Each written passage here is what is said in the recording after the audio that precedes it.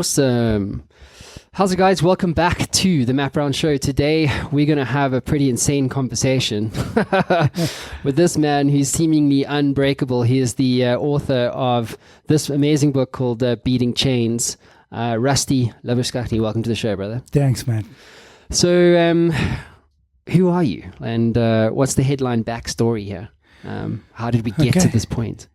I'm a fourth generation Zimbabwean from a cattle ranching background. Was sent to boarding school at 6 years old, 200 k's away. I'm just giving you a background of sort of the resilience you need to get through what I went through, which is a huge question I'm asked all the time. And lost my dad when I was 12. We were 4 kids and my mom didn't have a lot of money, so we grew up struggling. The Rhodesian War was all the way through my teens. So, and that was a different way of life when you're a farm boy. So, boarding school all the way through school. Left school, started a trade, then got into the safari industry. And decided that I was always ambitious growing up with not much. But it was rugby was my life at that time too. I became a national rugby player. For Zim? Yeah, I loved really? But I played for Zimbabwe. What position were you? Flank. Really, eh? Yeah. You look like a bit of a flank. You know what I mean? Well, I was the open side, so I had to remain extremely fit, yeah. And then started my own business when I was about 25, I think it was, and became very successful to the point where I was flying my own aircraft. I had a fishing resort on Lake Kariba, 5 safari camps. I bought a 40,000-acre ranch with 820 head of cattle, all on credit. I was just had a water well drilling machine. So I went for it. I dreamt big and I hammered it. So you were a boss, basically. Yeah, I was. Yeah. I had a lot of guys working for me. Don Rusty. No. So I was very fortunate, Matt. But my lawyer always said, "You like a cat. You always land on your feet." Because I used to take wild risks, and just always came through. With the faith and hard work, worked like a machine with a great bunch of guys. And then at my fishing resort in 2000, when all the land invasion chaos started, there was a lot of fish poaching with netting from a fishing cooperative close to my fishing resort. And I was the only one that would react to it. So every time I flew in with the aircraft, they would know I was coming. And then things would change. My manager was too scared to address anyone on that. So I was always seen as the bad guy, trying to stand up for the law. And I chased 2 guys in their steel boat, in my boat with my best man in my wedding.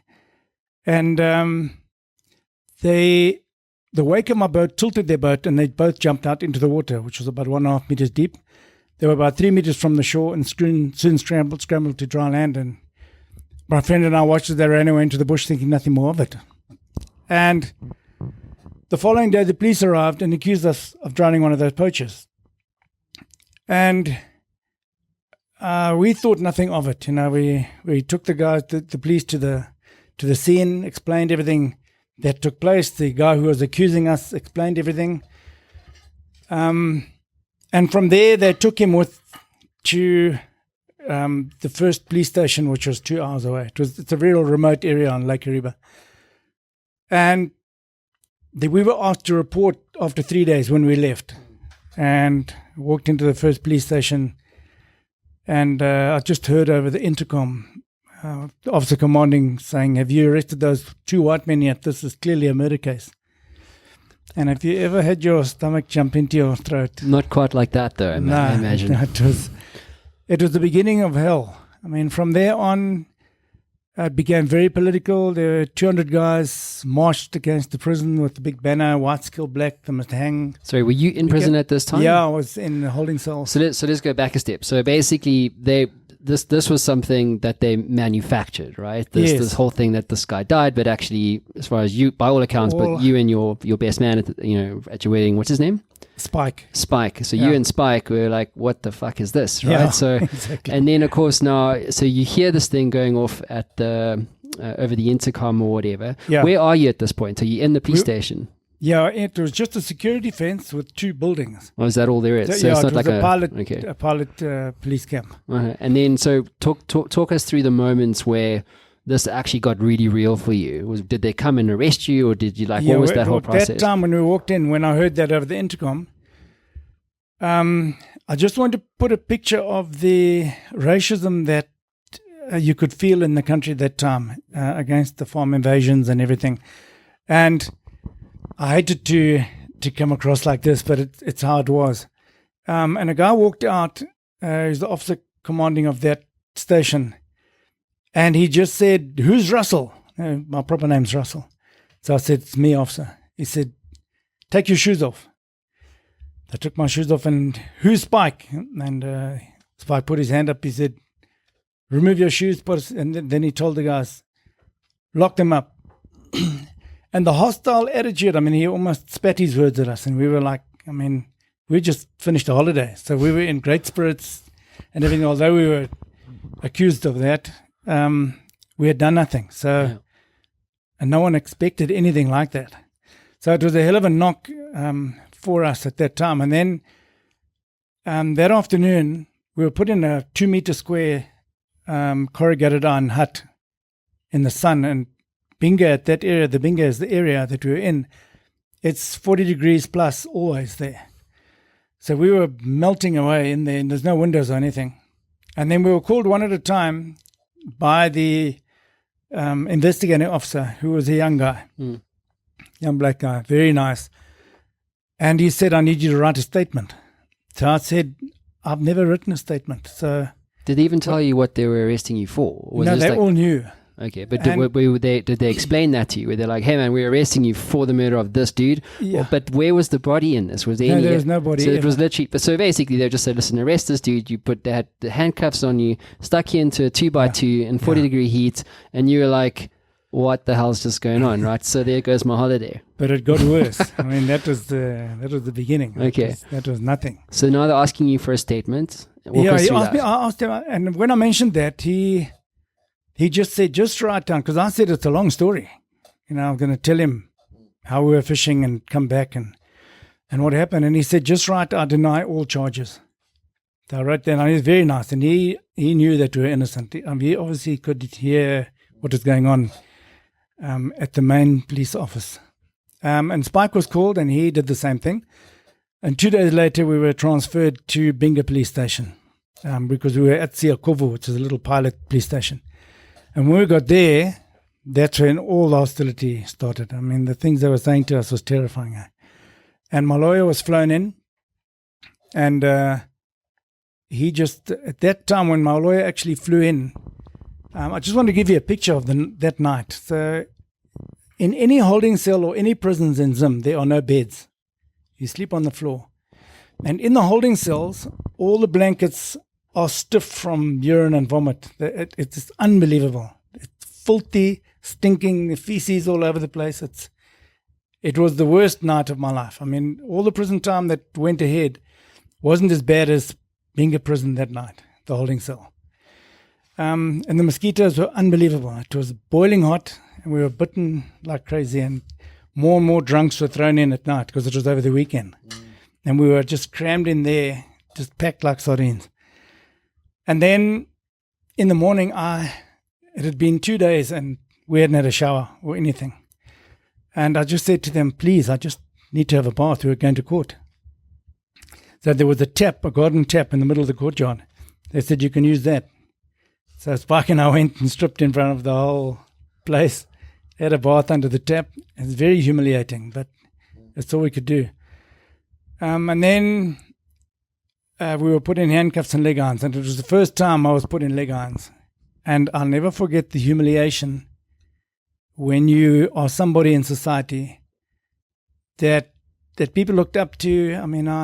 I was making donations to charities, old age homes and orphanages. I was somebody in society, and then you made to feel like such a criminal when you've actually done nothing. And I'll never forget the humiliation and degrading feeling of that. I was completely broken. I couldn't believe what was going on. I got into the courthouse, and that was a magistrate there, so he didn't have the powers to give us bail pending on a murder charge. So we were held that night. We were held for a week there while my lawyer was preparing bail with the judge in Bulawayo. And we got bail pending trial, and we were released. And after that, I saw my lawyer. We came back and did indications and everything. And the police were very understanding. But there were some police that were for you and some that had agendas. And they clearly had agendas to take this thing further. Because my lawyer said it'll never get to court. There was no evidence at all. So I went and dived there. They said it's the procedure. All they found was a cap that had blown off my head 2 days before the incident. And they handed them a paddle. I mean, there's hundreds of paddles, broken paddles on the shore of Kariba. And said, no, he beat him with this. So that was all that appeared in court. Those are the two exhibits. And the more we try to explain that no one's died, the more they were going on about the hat and the paddle, and I'm talking about when they came to trial. But the getting up to the trial, there were several incidences that took place that irritated the whole progression of the case, where people were trying to help me hurry the thing up, because I was international businessman traveling a lot to the States and that to get clients for my safari business. They were holding my passport and restricting me to the city, and then after a few months, a little further boundaries, was restricting my whole business. I had a lot of guys working for me. And I needed my passport released. That's all, and then I wanted to get permission to travel to Vegas to the conventions there. And in order to hurry that process up, there were endless people offering to help me, and they just antagonized everything. And the AG's office let me know that they were irritated when I was reporting once with Spike, and they asked me if I knew a certain character who was one of the guys that were trying to help me, and I, of course, denied it. So they made sure then that it got to trial. When it got to trial, unbeknown to me, because my finalizing of my divorce was a month before that. And it was a 7-year divorce, so it was quite a process. And the judge that presided over that, my advocate just attended. He said, carry on, you don't need to worry about this. He was accusing me of not giving information, holding information from the court and so on. And the judgment against me was against my credibility. The judgment from the judge in my divorce trial. Mm. A month later, unbeknown to me, the same judge was actually doing your case. Yeah. So, and at the end of the trial, I mean, I won't bore you with the trial stuff, because the interesting and blood churning stuff that is coming from the prison is what you really want to hear. But in the trial, they contradicted each other endlessly, and no evidence whatsoever. And then at the end, the whole judgment, and in the judgment said, it is clear that his intention was not to kill the deceased, but I found him guilty of murder with intent. So it was like contradiction in that exact line in the judgment. And of course, I mean, I had after trial, I was quite sure that there's nothing. We were given bail pending judgment, and it was 7 months until judgment. And unfortunately, in that time, so we were happy with the trial. They had nothing on us. And in that time, the end of the trial ended November. In January, there was a judge that had been appointed by the president, and a 42-year-old lawyer in a town called Kwekwe. And he didn't climb the judiciary system or anything. He was just appointed and apparently related to the president. And he had a beautiful ranch that I wanted, my co-accused would knew him quite well. And we wanted to start a venture on that. So we went to see him, and we we started a joint venture between us, the judge and I. And I said to him, it was separate from all my other businesses. I said, is there any way you can get my passport released? So he said, yeah, no problem. So he went to the trial judge and 3 other judges. Why he didn't do it himself, I don't know. But they said he tried to bribe them, and he said they all wanted money. When I got to prison, I realized that all the guys deal with the judges in prison, especially the armed robbers. And the next minute, the judge was thrown in prison. He wasn't impeached. Sorry, hang on. The judge was thrown in prison. Yeah. What the hell, man? Yeah. So the only thing you can assume is that those 4 judges went to the Minister of Justice, and he must have gone to the president. And the next minute, the judge was thrown in prison. I was still free then. So it was international news. If you check in January 2003, you will see the international news of Justice Benjamin Paradza incarcerated. And he was just thrown in. It was bizarre. So he got bail pending trial. And CNN, Sky News, and BBC were all in them at that time reporting the land grab and all that stuff.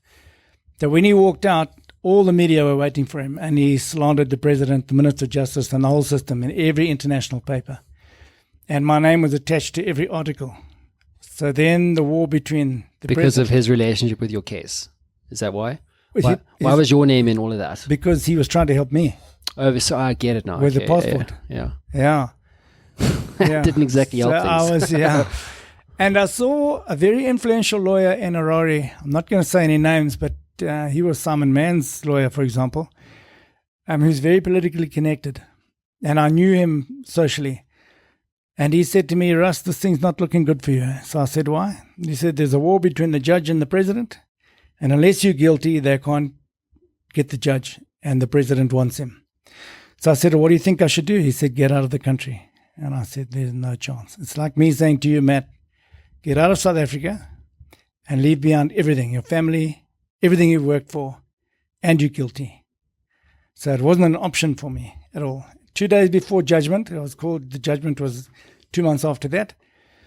Another very close mate of mine, a black guy connected, phoned me and he said, Russ, you're going to prison, but get out. And I said, there's no chance. And looking back on it, Matt, if knowing what I went through, just to give you an idea, I mean, it was during the Zimbabwe crash. So in the first 6 years, I watched 2,200 guys die, primarily from malnutrition. During my first 6 years in prison, I watched. So That's it incredible. was hell in there. It was horrific. And if when you go through everything that I went through, and you ask yourself, if you knew that was all coming, would you have run? And my answer to you is no. And I think that the lesson there, Matt, is how valuable our word is and our reputation. Because I've got over that. And sometimes there's a bigger picture that you can't see at that time. I was a big fish in a little pool, but now I'm a little fish in a very, very big pool that can swim a hell of a lot further than I was going. And I feel now that I have a purpose. Then I was flying high, bulletproof. I thought, my confidence in everything was high. And when you go in there, you suddenly realize that there's a whole lot more to life than, it's all about money and me and everything. And suddenly when I come out, I realize that that's not what life's about. Life's about making a difference and having a purpose. Mm-hmm. So, I mean, I'm jumping a little bit far ahead. I want to put you and take you through, if that's okay, because I'm just rambling on. Yeah, that's fine. I'm letting you ramble because I want to get the majority of the story down, and then I'm going to interrogate it for kind of insights. Beautiful. So, well, first of all, holy shit. You can say that again. how on earth do you deal with shit like that? I mean, it's funny that this particular conversation is happening now because I've been actively writing my book. Yeah. And it's come through this whole thing where, there's the power of acceptance, and there's things will always go wrong in your life, right? I don't give a fuck if you like this rich player in Zimbabwe, like the guy that you were, you're a different guy today, or, you know, whether you're a billionaire, whether you're just a millionaire, like everybody has shit that goes on with them. You're getting divorced, people getting sick, whatever it is. So, but here's the thing. When things go wrong, you get two types of scenarios with that. The first one is, you were responsible for that. It was directly in your control. You were drunk, you hit that dude, and now you've been locked up. That's one thing. Okay. You know, and that sucks. That hurts. There's lots of regret and all that kind of stuff. So that's one scenario, and obviously that manifests in everybody's lives differently. The second type of scenario is where it happens beyond your control, and it wasn't your fault, yet you the one that's being taken to task. And like that for me is what I battle with. Like it's just, you know what I mean? Like, if it's your fault, cool, I get it. But when it's not your fault, and now suddenly you've lost your reputation, your pride, your dignity, you've been subjected to seeing things that you shouldn't have, no one should see. You've been degraded. Like, and I want to get into the specifics, and, you know, if you can share maybe one or two examples, so people understand, like, holy shit. And maybe if they can just walk in your shoes for like a second, I think people will grow as a result. But I mean, going back to my point, this kind of scenario is such a difficult thing for us to deal with. You know, your situation is obviously very different, hence why you're here. But like my audience is mainly entrepreneurs and business people, and they're also going through this pain. But the lesson here, it's like there's power in acceptance. Do you know what I mean? Like, let me ask you this. Do you hold any grudges against the people that, you know, subjected you to this whole thing? Nothing at all. Why? And let me come to that. Okay, cool. Okay, because it's in the lessons that I learned from it. Okay, cool. So if I can go through with you, Matt, the hardships just for 10 minutes. Let's do it. I'm all about the hardships. Okay. Let's go. Okay. So let's go back to prison, though. Do you want to go there? Do you want to, yeah. Is it a good place to start? Yeah. Okay. The first thing you mentioned about being unfair, the thing that was made it worse, Matt, is I was trying to stand up for the law. I was chasing poachers. So when you're trying to do the right thing, and then you end up in prison, it's a whole lot worse than, you know, just making a mistake. No good deed goes unpunished, I just wanted to mention that, But let me give you an idea, Matt, of my first day in prison. Cool, let's do it. Okay. So when you get there, when you arrive, the first thing they make you do is strip naked. So when you walk into a prison, in where I was, and it didn't happen to everybody, it happened to quite a few of us. You walk in with nothing. And when you're escorted in there, stark naked. There were 1,000 guys in there. I was the only white guy. And can you just imagine for a second yourself in that position? It was unbelievably terrifying. And I've been through some tough times. But that for me was a terrifying moment in my life. And then you crouch down in front of 4 guards, and there's 1,000 guys all around you. And they just question you for like 15 minutes. Where you're from, your crime, your family, your business. It goes on and on. Did they know you, like any of these? If you were... No, but it was headlines in the paper. Below a businessman gets 15 years. So it was a big story. Okay. And then I'm escorted up to my cell. The cell was 15 meters long by 3 meters wide. We were 78 guys. What? So everybody got 33 centimeters of space marked out on the walls in chalk. That was your space. Holy you were packed like sardines. And I have a photo here in the book. Let's get it up. What page is it? It's right in the beginning. Oh, it's in the beginning? That's how we slept. Hang on, let me get this up for the camera. That's how we slept. We were packed like sardines with legs all crossing over in the middle because it was only 3 meters wide. And you all faced the same direction. When you turned over, you all turned over together. It was unbelievable.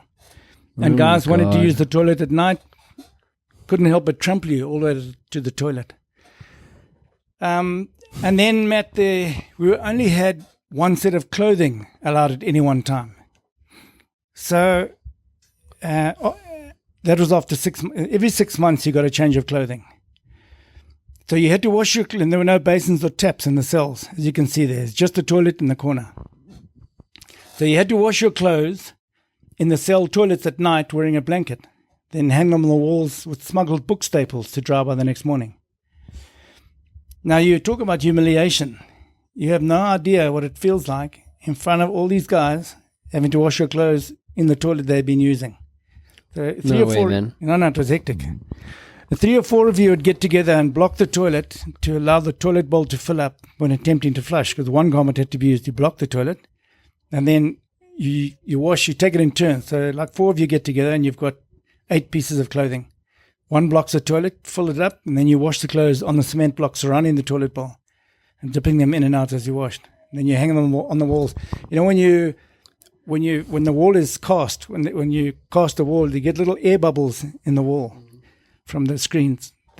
You hang the clothes on there with smuggled book staples. So you hook the staple in there, and then you hook it on your clothes. And then, Matt, the other thing that I really battled with was the lice. Lice. Yeah, thousands of them that never ever went away. They would crawl and bite day and night.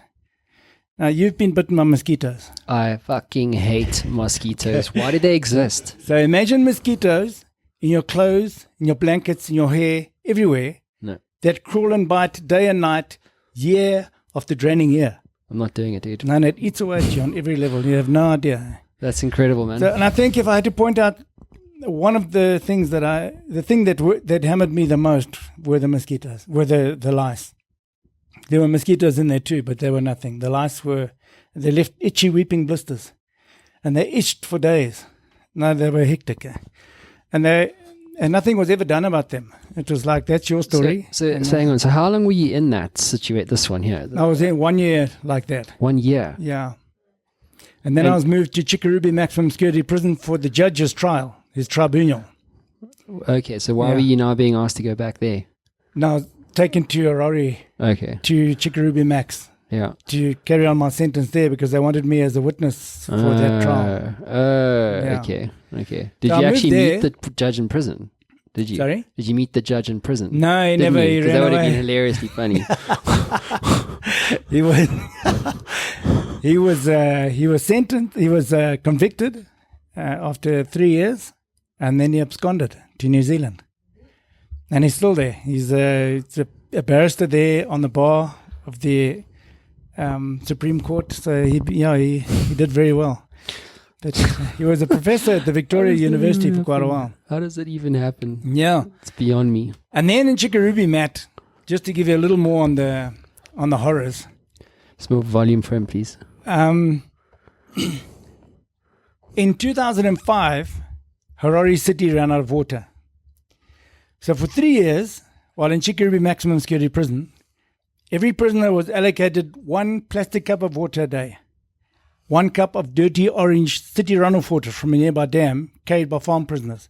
That was to drink, clean your teeth, wash your face, bath, everything for 3 years. That was hard. Guys didn't bath for 9 months. It was unbelievable. So I've been through it. I watched over 2,200 guys die, primarily from no food. During the Zimbabwe crash, there was no food outside of prison, never mind in there. So prisoners... Sorry to ask you, mate, but when you say that you watched this, so were these people in your cell and they literally... Not 2,200 died in my cell. They died in the prisons I was in. No, I know what you mean. Many died beside me. Okay. And in my cell. So and let me tell you, Matt, when you're watching a guy who's got diarrhea, going to the toilet all night, and eventually dying by your feet, you like experiencing his death over hours. It's a horrible thing. And these are the guys that, I mean, you're all family in there. You look after each other. So it was tough to deal with there. Big time. And it wasn't 1 or 2. It was hundreds. It was horrible. Yeah. What are the guards? I mean, what the hell are the guards? I mean, do they not care? Are they like... Matt, the prison system in Zim, first of all, is run by war vets, and they call them the green bombers who were trained to take over the farms. Uh-huh. So it's all based around violence. The beatings in the prison were unbelievable. The handcuffs behind your back, you put in leg irons and put on your stomach, and they beat you under the feet with 1 meter long rubber batons, like sometimes 100 under each foot. They broke leg bones, they broke the feet bones. It was horrific. So if you stepped out of line, that was basically that. And Yeah, then you wouldn't be walking for... Matt, and I know beatings go on in every prison in Africa. It's not like this doesn't happen. Don't believe that. But there's some people in there that you never want to see out of prison. Never. And there are a lot of innocent people in there. Unfortunately, they're all mixed. So you end up, they call it the college, because there's no entertainment whatsoever in a prison in Zim. So there's no TVs or radios or anything. There's just, and you're locked up for 20 hours a day. So, and there's 78 of you in the cell. And in Chikurubi, there were 46 of us. So there's just endless stories from notorious armed robbers about how to break into different houses, different cars, where to buy guns, where to sell merchandise. So they're training you and taking you through processes of illegal stuff. So you leave there beaten, angry, bitter, revengeful, educated criminals. And that's what's happening. And when I told you about that one lesson of because I want to talk about the crime as well, where a person's intellectual personality and character is formed before they're 5 years old. 85% of that character and personality, intellectual character personality, is formed before they're 5 years old. So all of the crime and hatred and stuff today is mostly by people that were born after Zimbabwe's independence or independence here. And that's all from being fed before they're 5 years old. So that's the main thing that I would like taken from this, is look after those kids up to 5 years old. Don't put them into the violent situation. And all these shanty towns you see all over here. Can you imagine what's going on in there? Living on top of each other and all the crime and everything. I've spoken to some of the Zimbabwean fuel station guys and that about what goes on in there. It's horrific. And that's where we need to address things. If you're going to fix the crime in Africa, fix it there with those kids. I want to come back to that in a second. So going back to the cells, though, I mean, if that's kind of like what's being discussed, which is like a PhD in how to become a criminal in the college, you know what I mean? But I mean, from a human to human perspective, I mean, what kind of bonds did you form there? If I mean, there must have been. I mean, I would say that you kind of forget the fact that the guy in the cell next to you is different to you because you're in this thing together. Do you know what I mean? You become familiar. You get very close to the guys. When you go through hardships like that, you form friendships forever. Are you still friends with quite a few of them now? Lots of them, guards included. Really? Yeah, there were some guards that were very good to us. Really? And some of those prisoners, they were godsend. They were great guys. So what did you most learn about yourself during that period before? I mean, we'll get into like the details of how you eventually got out of prison. But I mean, what were you saying to yourself? Like, what was your inner dialogue? Because it's kind of like saying you want to like, I would then, I think after like the first 24 hours it'd have been, I should have fucking got on that plane and got out of here. Do you know what I mean? Like genuinely, why do it? I mean, for me, it's like, okay, like I'm not judging your decision. Yeah. I'm trying to role play and say, well, if I was in that situation, what would I have done? I would have been, fuck your pride. Do you know what I mean? Like there's some battles, like for me, it's just like, I fight the battles that I think I can win. Yeah. You know what I mean? Like it's enough, dude. Like you've lost so much just in the initial few weeks. And then to basically then make the decision and say, well, actually, you know what? I'm in this for the full hook because of like, you know, what was that? Was that pride? What was it? Was it reputation? Like, what was your reasoning to go, actually, you know what? I'm going to do this thing. I'm going to take the heat, despite the fact that I'm innocent, despite the fact that the system is using me for other gains. Other people are benefiting and using your story as a political device, essentially. Yeah. Why did you make that decision? What made you go, fuck that? I'm actually going to stay here. Okay. So the first thing when you go in there, you say, why me? Then what did I ever do to deserve this? I mean, you start asking these questions, and then I thought, well, maybe I've been put there to be protected. And there's a lot of, during the land invasion and the chaos, there's guys getting killed there and everything. And and I was involved with some high-powered guys in different businesses, and I always lived on the edge. So I would, doing not illegal stuff, but things on the edge with finance and all kinds of stuff. And then I thought, well, maybe I've been put here for a purpose. I always told my kids everything happens for a reason, and now I had to walk my talk. So I had to, and there's no way to get through there unless you believe that, Matt. So I had to just accept that there's a reason for this. But I think the biggest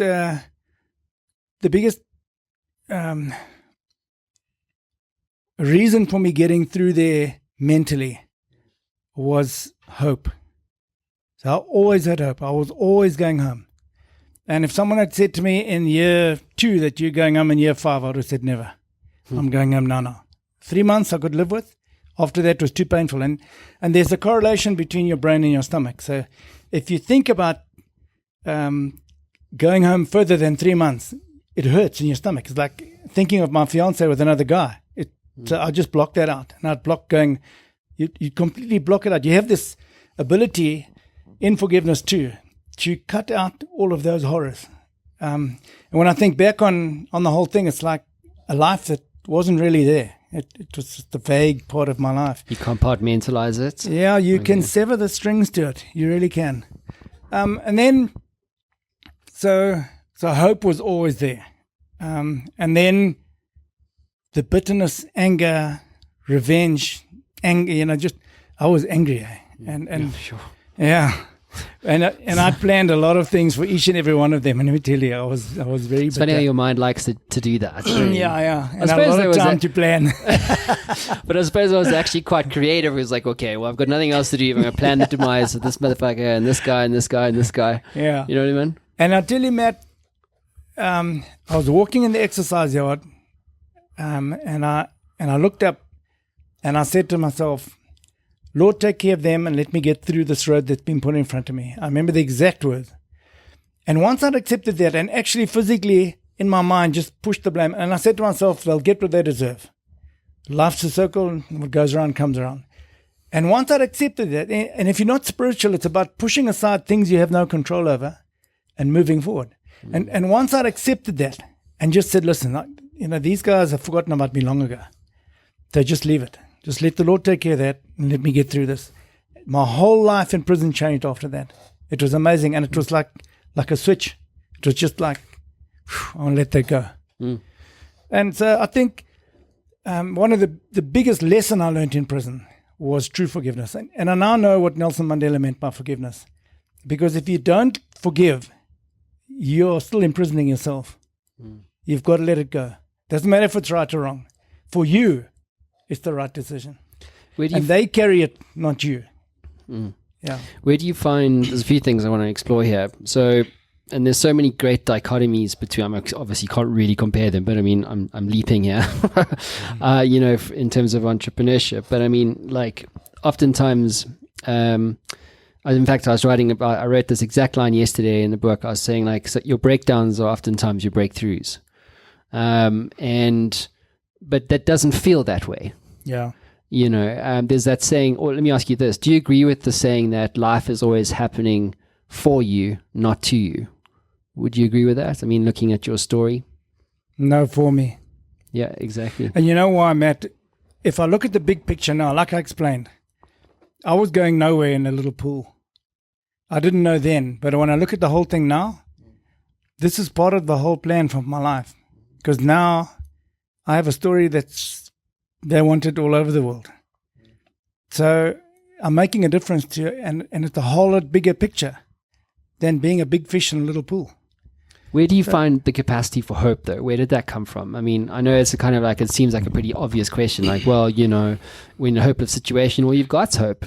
You know what I mean? Okay. But it was fucking hopeless. Do you know what I mean? Like, it was much more than 3 months. So, like, where did you find that capacity to, one, accept the situation? Because walk us through like your thinking process, because Okay. I find this, I totally agree with you. I think there's so much power in that. Like, accept, this is the reality of my life. This is the reality of my business. This is what I've lost as a consequence of this thing. You know what I'm saying? So you're either going to wrestle with that your whole life and carry this monkey around, which is what a lot of us do. Yeah. You know what I mean? And and I agree with you. Like, if you're stuck in, that's where depression starts, because you're living in the past. Yeah. Exactly. You know, and so if you're living in the future, it's anxiety, and that's what you were probably going through in the beginning stages, less so in year 4 or whatever it was. But peace is in the present. Yeah. you know? Yeah. So just getting onto that, the past was too painful, and the future full of unkept promises. They promised me I was going home. They had endless plans of people coming to get me out, and just year after year it was the same thing. So you learn to live in the moment. And to try and get through every day, you can't think of anything else, because it's a survival. I mean, you've got to get through it. And then on the hope side, Matt, you can you self-counsel yourself on what to think. Because when you think of something that hurts, you block it out. Are you with me? Yeah, I'm with you, because you're in so much pain anyway. There was no other option. Yeah. So it would drive you insane otherwise. Yeah. Right. So if I thought about staying for 5 years, that was far too painful. Yeah. So the only way to make me feel good was that I was going home. It doesn't matter if it's right or wrong. And any information from anyone about going home, I just took it. That I'm going home, definitely. And whether the years came and went didn't matter. I was still going home. Talk to me about belief. Yeah. Where where does one cultivate? How does one, knowing what you know now and having had the experience that you've had, how does one cultivate belief in oneself? Because there's this whole thing, like, faith is the ability to continue or to take action despite not having any proof or evidence. That's what faith is. That's what you had to have. Yeah. It was hope, faith, acceptance of the situation, right? Yeah. But belief is a big deal in building businesses, becoming a professional athlete, writing a book, being you, being each and every one of us, everybody listening to us right now. So what have you learned about culturing or fostering belief in oneself, or that some eventuality or outcome will manifest at some point, despite the fact that there is no evidence to suggest that that's going to come through? Okay, Matt, the two things that strike me when you say that, the first is resilience. So, and so many people have asked me, how did you get through there? And I'll get to that one. But the other one is tenacity, where I've always wanted to be the best at whatever I did. And I mean, I bought a 40,000 acre ranch. Well, I didn't have the money, but I knew I would find the money, and I made the money to buy it with the cattle at 820 head. So it's just taking risks and putting the boat in the water and then driving it. No matter what it took and how long you had to work every day, you can make it work. So I think it's all in your build-up. If you are ambitious and you have enough drive, and I can see you have, nothing can hold you back. If you want to do something, do it. And I remember my national rugby coach, I said to him, Lou, I want to buy a house, and then I want to do this and that. I've forgotten everything I had. But the papers are saying this and that, and I read in the news, and he said, forget about the news and newspapers. If you want to do something, go and do it.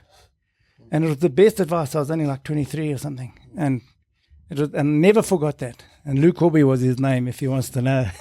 Are you listening to this, millennials? Can I just get a round of applause for Rusty? That's fucking incredible. Thank you. Yeah. So where do you want to, this is your story.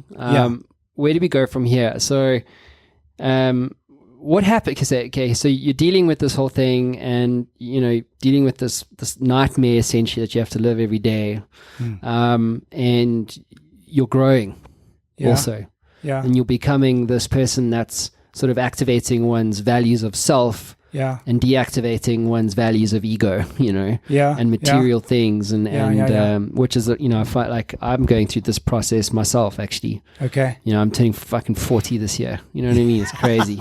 Why wasn't I doing? It's just it's a natural progression. You know what I mean? I think that we all go through. We just start to realize actually that's bullshit. Or you buy the 40,000 acre ranch and you're actually like, well, yeah, you know what I mean? Like I'm still unhappy, potentially, or whatever the case is. I'm not saying you were. I'm saying most people when they're quiet, it's not like when you're young, you chase money, you chase material things, you chase the nice car, or whatever, and then you get those things and you realize actually, well, that dream sucks.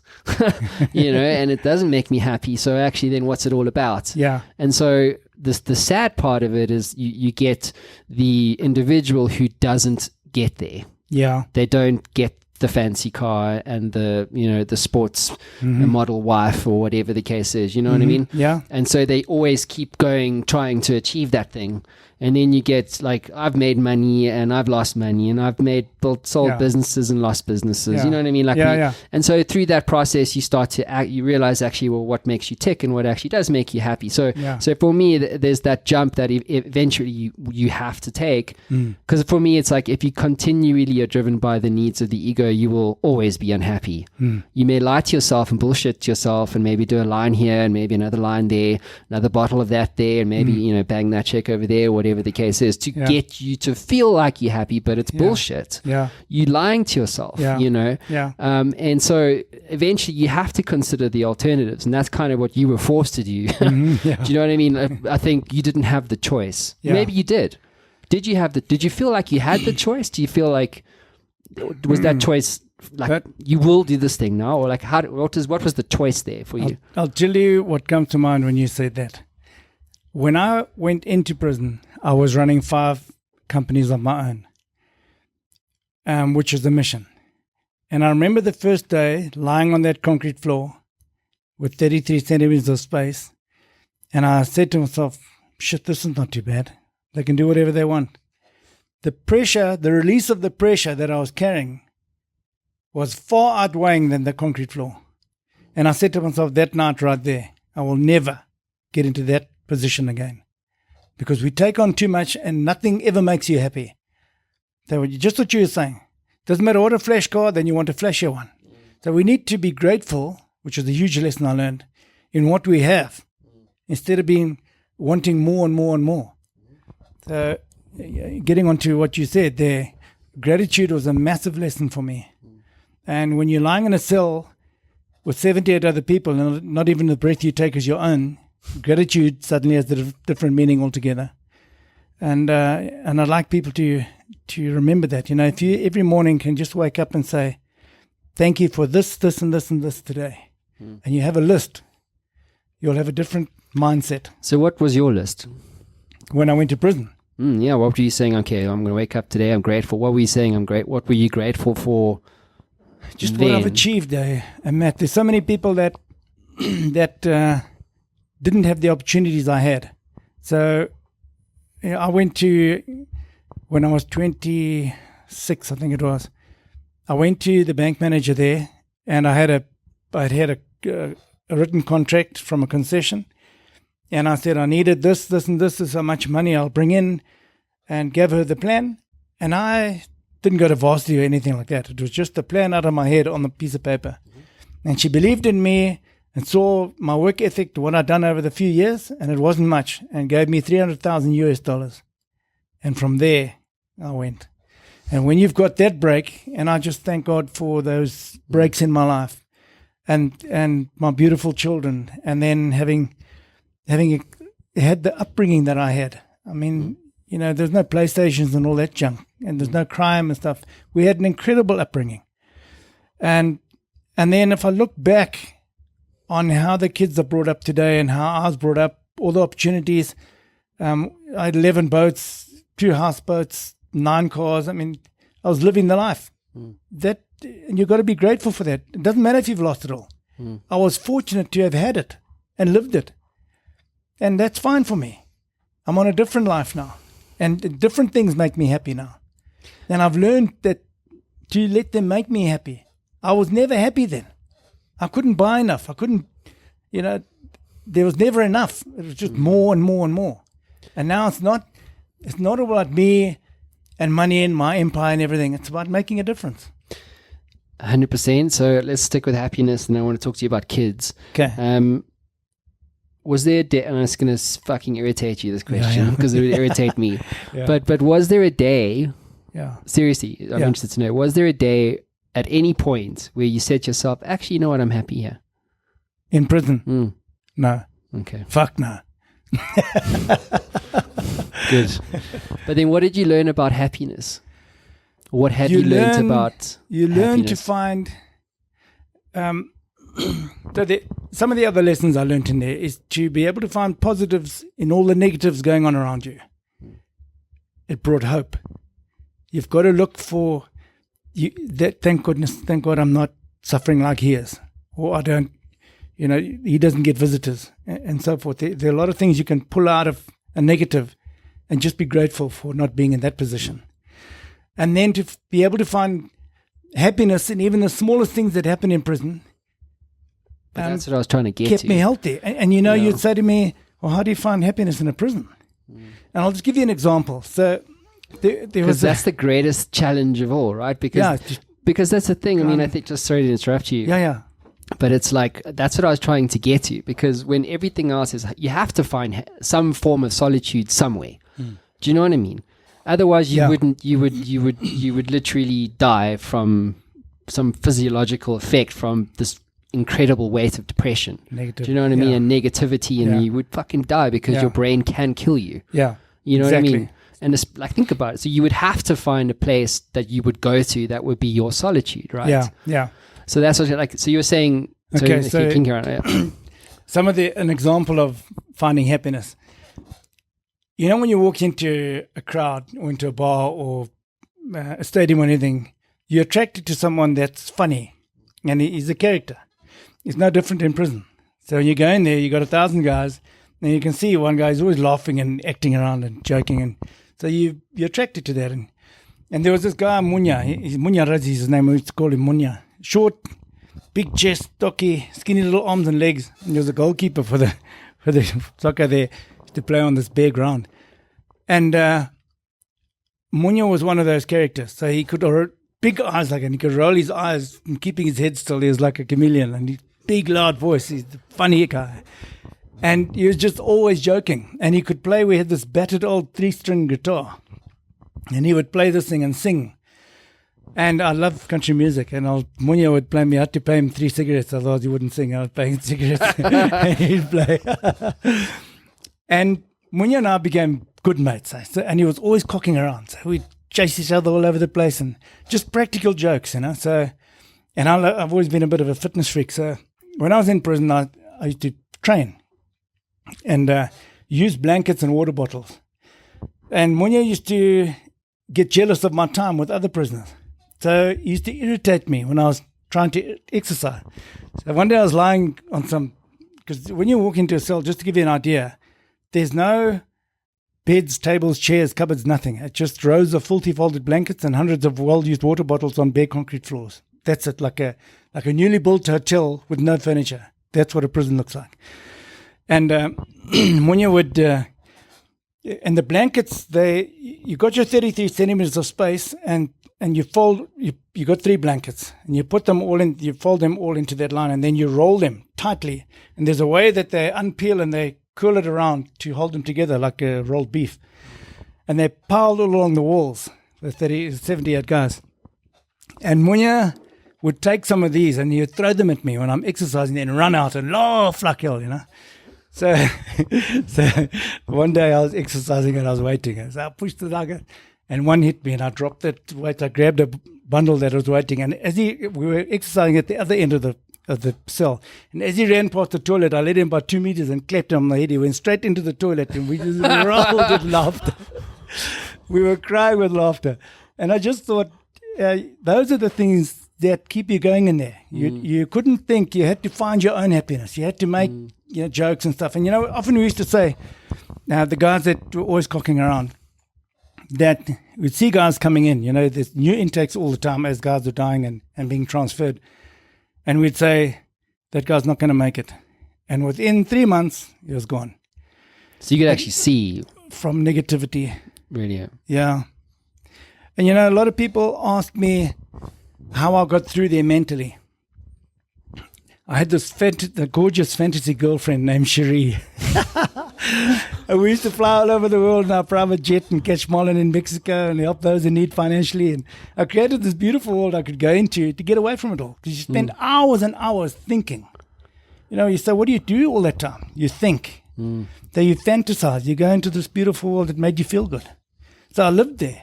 I didn't, and even though it's not real, it makes you feel good. And that worked for me. And a lot of people have different ways of getting through stuff like that. But that, for me, worked. But when I was released, I wanted to know scientifically how the mind copes with those situations. So I did some research on it with Dr. Caroline Leaf, who's a great friend of Sandra, my partner. And every time we think, see, and feel, our mind generates a signal that affects every cell in our bodies. We have between 75 and 100 trillion cells. Thinking is 98% of that signal. So what you think actually affects every cell in your body and brain physically. And research shows that between 75 and 95% of illnesses come from our thought life. We have about 30,000 thoughts a day. So what you think actually, our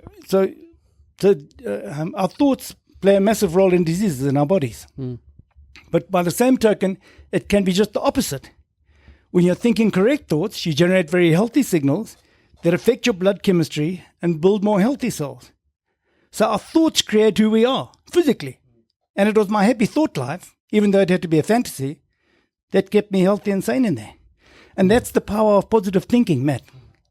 And people need to, it doesn't matter where you are, whether you're in prison or in Las Vegas, it's still just life. It's what you make of it, no matter where you are. What do you say to people who say positive thinking doesn't work? They don't know what they're talking about. Go to prison for a while. That is the end of that subject. It'll be like the world's shortest book. You'll be like, does positive thinking work? An Idiot's Guide, page 1. Go to prison. And find out, biatch. That's it. Because what was that ridiculous movie? Probably, it was The Secret. Who of you watched that? Did you ever watch that shit? And there was the movie was bullshit. But I mean, there was a thing in there, but it actually was this they took water. Yeah. And they had 3 bottles, and they put a label on like each one. One was like love, one was gratitude, and the other one was like hate or whatever. Yeah. And then they had various people come into the room and then hold the bottle with the label love on it and think thoughts of love. And they did that for gratitude, and then they did that for anger, hate, sorry. Yeah. And then they also had a monk come in and like bless the good bottles, obviously not the hate one. You probably wouldn't dig it that much. Be hateful, monk. And anyway, and then they put the water under a microscope so they could analyze the structure of the actual water molecules. Yeah. And then they showed it, and this was probably the only thing that was actually true in the whole thing, or maybe, I don't know, it's all subjective stuff, right? Pushing an agenda, but this was actually a thing, and I'm sure you can Google it now. But if you look at the structure of the water molecules, how they change and how beautiful love the water molecule is versus the one that's hate. I've seen it. Have you seen that shit? Yeah, I've looked at it all. And then you say to yourself, which is what you're saying, right? Which is like, well, what's the human body made of? Yeah. It's water. Like 90, whatever it is, 98% water, something crazy like that. So actually, your thoughts can affect matter in your body. And what you say. And what you say. Yeah. So it's almost like it's self-evident. You know what I mean? Like if you're thinking a certain thing, your behavior and your actions will follow through on that certain thing, right? So therefore, your thoughts actually do affect your reality, but it's just not in the case necessarily of what, again, quantum physics will probably prove us all wrong at some point. You know what I mean? Like the law of attraction or what have you. Yeah. But I mean, and there's some merit to that. Who fucking knows, right? I'm just saying no one has the answer. So you can't subscribe to one narrative completely. Do you know what I mean? You have to say, well, in some instances, like we all have that weird thing where, you'll think of, like, I'll be thinking about Rusty next week and then you'll phone me. Yeah. You know what I'm saying? And like we haven't, but whatever, and you're like, I haven't spoken to this person for months. Yeah. And it's like, oh, it's so funny. I was just thinking about you. You've had that, right? Everyone here has had that, right? But why is that? How is that possible? Do But you know what I mean? affirmations work, Matt. Yeah. You say things over and over, and they definitely work. I did it in prison. What kind of affirmations were you But saying to yourself? every day in every way, I'm getting better and better. Mm. Yeah, because I suffered badly from allergies in prison and chest really? infections, yeah. Heavy. And they definitely work. And I read about it as well. That's how I started doing it. But did you have access to any information? Reading material, yeah, Did from you? visitors. When Oh, you they did? brought you, yeah. So you were allowed visitors and all that stuff? Yeah, so I read all those books from John Keogh and Mind's Power and everything. And they work, eh? Yeah. Tell me something. Your kids, how old were they when this They were all went 18 down? and 16. When it started? Yeah. Okay. So they were fully aware of what the hell was going on, Yeah. right? Just And to then, let the audience know, I was in prison for 10 years exactly to the day. seriously. Yeah. So walk us through the events that got you out. Like why was it 10 years? I I mean, you had served the 10 years. So when you're sentenced to 15 years, the prison will take 1/3 off. And if you misbehave or run away and they catch you and whatever, they can put the other third on. So it's just an incentive all over the world. That's what it's like. So I served the full 10 years. But in the back of my mind, like Simon Mann, because the government doesn't have to if they don't want to, Simon had to serve his full 7 years. Yeah, so right up until you walk out, you're not sure if you're going to actually walk out there, because they say it's your earliest date of release, your EDR. So yeah, my EDR was there, and they try to put another 60 days on for a cell phone misdemeanor. But yeah, they hadn't. what were you doing? Yeah, well, I didn't tell you this, Matt, but when I went to, because you classified in prison, so you get condemned, a section which is death row. Yeah. Then D class conditions, those who are serving 5.5 years or more. Then C class, between 2.5 and 5 years to go. And they move to a medium security prison. So you're not in maximum security. So you get a lot more freedom to walk around 16 hours a day, locked up instead of 20 hours a day. And then they work in workshops. So they have tailors and electricians and everything. They make all the clothes for the prison and stuff. And then between 6 months and 2.5 years is B class. Those are the guys that go and work on the farms. And you see them on the streets sometimes with their white kit cleaning on the grass and that. And then less than 6 months, if you're over 60, is an A class. And you can walk between prisons. Let's say if you've got a prison complex that has women's section, maximum, medium, and farm prison, those guys can walk, and they're only locked up at 7. But they're all old and they've been in prison a long time normally. And then you get a farm prison. A farm prison it's called an open prison, but not a farm prison, open prison. That's a carefully selected group of about 100 prisoners that run a farm for the prison service, all on trust. So there's no bars or fences or anything. And my last 2 years, I qualified for that, which was a massive bonus. So I slept in a bed. I drove the tractor and repaired all the boreholes and everything. So that was such a godsend for me. Yeah. But getting back to when I was in medium security prison, the security is a whole lot less. So when my sister was feeding me, just to get that quickly out the way, I'm sorry, but Get it out. in June 2006, because the death rate was so high from malnutrition and disease, the prison headquarters started allowing relatives to deliver food to their loved ones daily. So my darling sister, Lynn, sold her clay pot business and gave up her career just to feed me for 4 years. Now that takes a very special person. And so when she was feeding me... Hold on, ring that bell. That one's for Lynn. Well, Lynn. Well done, Lynn. Rock star. No, she's unbelievable. Very, very close to her. And then when we went to the medium security prison, when I went, the guards would then, because security is a lot lower and you don't have to go through 20 gates to come and visit, they would say to her, does your brother not need a phone or iPod or anything? So, and then she would pay them and they would deliver it to me. So she came to see me and she said, between the grill, one day, she said, do you want an iPod? So I said, well, what's an iPod? So she said, it's a thing that plays music. So I said, well, how big is it?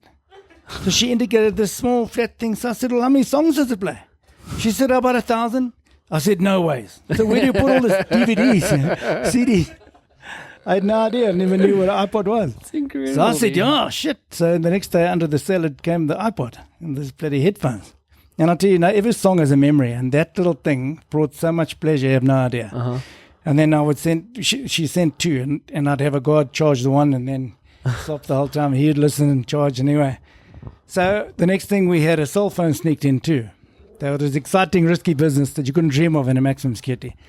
And everything was going perfectly for a few months, and then an MBS prisoner reported me. And after an unexpected search, unbelievably, through some quick maneuvering with on-site guards, nothing was discovered. But I was sent to solitary confinement anyway for 2 years. I'm sorry? Solitary confinement for 2 years. That was hell. Oh my God. But believe it or not, after having that precious little link to the outside world, I had to get my phone back, and I did. Which made a huge difference. So you were in solitary confinement with a phone? For 2 years, yeah. It was hell. Your phone bill. Yeah. I had mates that were paying the phone bills and the officers charging the batteries in there. I mean, So who guys were you are so good to phoning? me. Everyone I could. All my mates, it was constant. I had plenty girlfriends on the line as well. And then did you have to be like, sir? What was your make-believe girlfriend?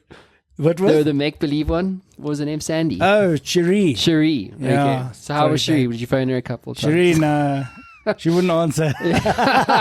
She wouldn't take your calls. Yeah. So that's insane. So how Yeah. many hours a day were you on the phone? Well, you're only locked in solitary for 16 hours. Okay. So you're still allowed out for the 8 hours. Okay. So is But that when you were locked phoning up, or when you're locked on your own. Okay. So you couldn't make phone calls while you were in solitary? No, you leave your phone in solitary. Oh, really? Okay. Yeah.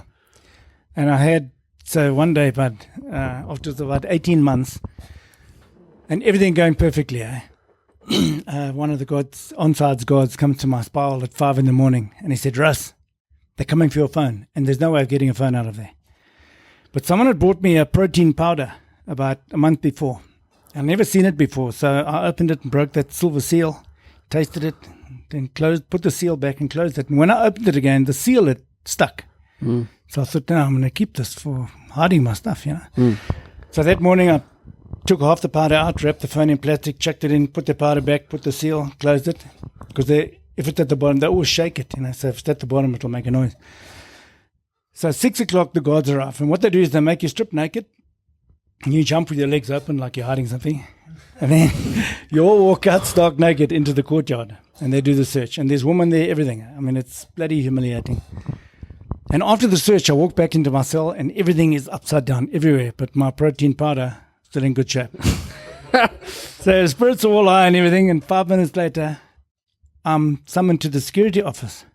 I walk in there and there's 4 guards standing, one seated behind a desk and an empty chair. And I hadn't sat in a chair for 7.5 years. He says, take a seat. So I sit down. He said, have you got a girlfriend called Karen? I said, no. He said, I had one before prison called Karen. He says, okay. When did you last talk to her? I said, long ago, before prison. He said, are you sure? I said, yeah. So he hands me a letter addressed to me from Karen. So I was talking to you on the phone the other night. She sounds so positive. God. What the actual fuck? Yeah. After some intense questioning, they summoned me up to, about an hour later, they summoned me up to the officer in charge's office. So after some intense questioning, they asked me who made where the phone is. And I said, and talk about divine intervention, but the story just came to me, and I said, no. Karen was having lunch in Bulawayo one day, and she met this lady, and they were chatting, and soon realized that they both had boyfriends in the same prison. So the lady said, well, let me call my boyfriend, who's a guard in there. You can call Russ, and then you can chat. So I had a story. But after I couldn't tell them what the guy's name was, they didn't buy it. An hour later, I'm escorted up to the officer in charge's office. And when you go up there, it's big trouble. I walk in there, and there's like 15 big brass officers all standing in a half circle. The officer in charge behind his huge desk and my empty chair in the middle. He says, take a seat. Sat down, the pressure was there. And him and I got on really well. They said, if you don't tell me what that guy's name is, your life in this prison is going to change. Now I'm shitting myself. So he says, then the question started. What does he look like? How old? What rank? Where did you make the call? How long ago did you make the call? And I'm answering as best I could, and the questions are flying from everyone, all angry. And then one officer said, "Do you want to talk to the officer in charge on his own?" So I said, "Yes, please." So all leave, close the door. I said, "Officer, we've both been through hell. We've watched hundreds of guys die. I've donated endless stuff to the prison service, soccer balls, volleyball net, soccer boots and uniform for the squad." I said, "Can't you just let your son go?" He said, "Rust, I don't care about you, but I want the God's name now." And he was pissed off. I said, "Officer, I don't know his name." He said, "Okay." He calls him, they put him on death row in the dark cell. Oh, my word. So they escort me over to the condemned section with all the guys waiting to be hung. And the cell was 3 meters long by 1 meter, same as my solitary confinement. But the only vent was covered by a staircase and the electric light didn't work. It was completely dark. I couldn't even see my hand. They made me strip naked, gave me 3 worn-out lice-ridden blankets, a 5-liter container cut off at the top as a toilet, same as solitary, and 1 liter of water. They locked me in there for 23 hours and 45 minutes a day. So I was allowed out 5 minutes in the morning to clean my teeth, 5 minutes at 10 o'clock to have a shower, 5 minutes at 3 o'clock to prepare for lockup. It was cold, lonely and dark. Like I said, you couldn't even see your hand, like being buried alive. And desperate, on day 6, I got on my knees and I prayed. And I'll never forget the feeling of like warm water being poured over me and a total sense of calmness. So I sat down on the floor leaning against the wall.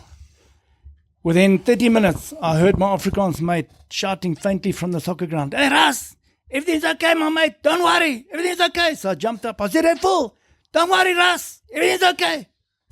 So I lay down on the concrete looking up at the darkness. Within 10 minutes, they unlocked my door. And that noise goes right through. Chucked in my clothes. Said, "The officer in charge wants to see you." So I go out into the blinding sun, across the courtyard, up to his office. And his exact words were, he said, "Hello, Russ." I said, "Hello, officer." He said, "Have you remembered the God's name yet?" I said, "No, officer." He said, "I'll tell you what I'm going to do. I'm going to leave it in God's hands. You can go back to your cell."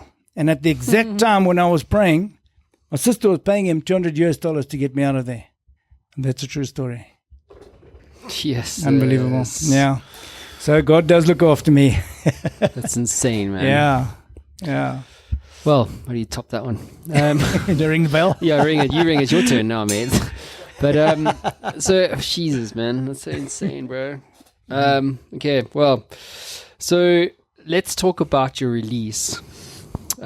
Straight into my beautiful little daughter's hands. Really? Yeah. It was but when we're tough as guys, we can go through a lot as long as you got air to breathe, place to lie down, and a bit of grace.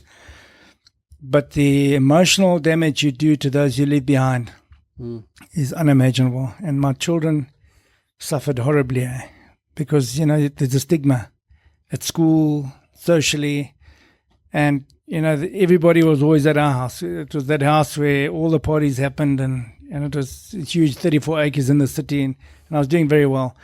And then there was a dam close to the town, Sema Dam, so we were always skiing and wakeboarding and having fun. So they really, really battled big time. And every time they came to see me, most of the time we were all in tears. It was horrible. So when I was released and I ran into her arms, it was something else. It was a feeling I can't ever explain. Yeah. So you just served your time. That was why. Served my time. That was that. Yeah. Wow. Yeah. So you now are speaking about this. I am, but I started. It was amazing. I went back into the safari industry, but now I was guarding for guys that used to work for me, and I lost everything. I lost all my companies, went broke. All I got left was 2 properties, and they weren't big. They were in the city. And then I was actually guarding Johan Forster, who's the CEO of Clover. And on about day 7, he is one of those, he's probably the most intelligent man I've ever spoken to, and I've spoken to thousands of billionaires. And he wants to know everything about my life around the campfire. So where my dad was born, what sport he played, where, everything. And then it came to a time when I was in that farm prison, one of the conditions there is you're in prison for 30 days and you go home for 5 days, completely free. So you in prison working 30 days, 5 days home, 30 days, 5 days home. And in that 5 days, I had my homecoming party after 8 years, 3 months. Then I had my 50th, And then I had my freedom party when I was actually released. And on all of those occasions, I did a talk. And I just thought I need to, I had so much support, it was unbelievable. And I wanted, and I had a lot of time to write a speech. So I wrote a nice speech, and I just read it. And I'll never forget my national rugby coach coming to me and saying, "You changed my life this evening, my friend." And I thought, wow, And then after I'd done the last one, I did another talk. It was actually a poem that's in the book. And a month after that, my old headmaster, who was the commentator when we were playing national rugby, phoned me. He was a high person in society, everything. And he said, "Russ, how's it, all that? I need a favor from you." So I said, "Yeah," and I was quite shocked to have a call from him. They said, "I want you to do a talk to about 100 farmers that have lost their farms. They're in a bad way." So I said, "No, Mr. Swells, I don't do that." He said, No. I heard about your talks. I want you to do this for me." I said, "Well, when is it?" He said, "It's 2 weeks' time." So I said, "Well, can I read it?" He said, "That's fine." So 2 weeks' time, I went up to the Rory Royal Golf Club, 120 sit-down dinner, talk about pressure. I'm a farm boy. I don't do this stuff. And I got up there shaking, reading all the stuff. And the response was unbelievable. And I was telling Jan Forster about this on Safari. So he said, "Have you got a copy of that talk?" So I said, "Yeah, it's on my phone." So he said, "Can I see it?" So I showed him. He flicked through it. He said, "I've got a new life for you, my friend. This is your calling, and I'm going to sponsor you." Yeah. And he flew me up to Joburg, put a PowerPoint together with Mock Digital, and I started talking in the beginning of 2016. And it's grown unbelievably, but just talking Sun City, all over, Cape Town International Convention Centre. And the response is unbelievable. And I'll give you an idea. Now, I just want to tell you that I don't do this, but obviously there's something that you are able to connect with people, and some people have it and some don't. And like the Think Sales conference is the conference to be invited to anywhere as a professional speaker. So I'm invited to this one. So I'm like over the moon with Unique Speaker Bureau. And there's people like Dr. Condrington, what's his name? Futsi Tembekwaya, yeah. And there's big guys there. There were 3 guys from the UK, 1 from the US, and there are only 9 speakers. So I'm like the bottom of the rank. And the delegates judge you, out of 5. And but how much did you win? No. Just tell me, because you can't really... I came 4th.